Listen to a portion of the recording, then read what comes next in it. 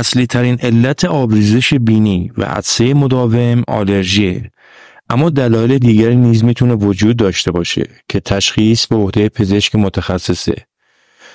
امروز اومدم راجع به علتهای آبریزش بینی و عطسه کردن مداوم و کلافه کننده صحبت کنم و راه نجاتمون رو بهتون بگم. پس در ادامه ویدیو با من همراه باش. آبریزش بینی و عطسه کردن دلایل مختلفی داره که میشه به برخی از اونا اشاره کرد. اولینش میشه آلرژی. سیستم ایمنی بدن به بعضی چیزا مانند گرد و خاک، پشم حیوانات خونگی، بوی گل و گیاه واکنش بیش از حد نشون میده که منجر به بروز علائمی مثل آبریزش بینی، عطسه کردن، خارش پوست، قرمزی چشم، بینی و گلو میشه. دومین علائم آبریزش بینی و عطسه کردن میشه به رینیت غیر آلرژیک اشاره کرد. این زمانی اتفاق میفته که رگ‌های خونی بینی گشاد میشه و جریان خون در بینی افزایش پیدا میکنه و عوامل مختلفی اونا رو تحریک میکنه، مثل غذای تند، غذای گرم، حتی الکل.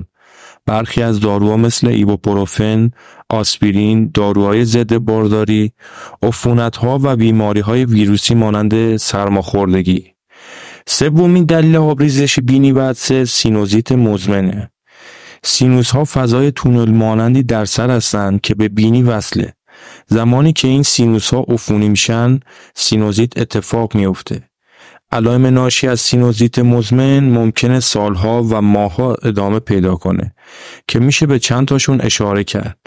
عفونت‌های ویروسی مثل سرماخوردگی و آنفولانزا. چهارمین دلیل آبریزش بینی و عطسه کردن پولیپ بینی. التهاب مزمن در مجرای بینی، آلرژی و آسم منجر به ایجاد پولیپ بینی و یا توده‌های خوشخیم که به اونا غیر سرطانی هم میگن در مجرای بینی میشه و علائمی مثل آبریزش بینی، عطسه کردن، سردرد رو ایجاد میکنه. و اما راه درمان عطسه و آبریزش بینی چیه؟ اسپری بینی. اسپرهای بینی سالین به صورت بدون نسخه تو دسترسه که به پاک کردن مجرای بینی کمک میکنه.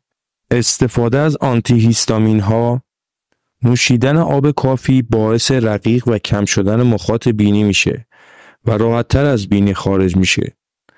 استفاده از دستگاه بخور، فین کردن مدام به پاکسازی مخاط اضافی در مجاری بینی کمک میکنه. چه زمانی باید به دکتر مراجعه کنیم؟ آبریزش بینی که بعد از 10 روز از بین نره. خونریزی بینی، آبریزش بینی یک طرفه، درد صورت، تب شدید. اگر تا اینجا از این سبک از محتوا خوشت اومد، منتظر ویدیوهای بعدی ما باشید.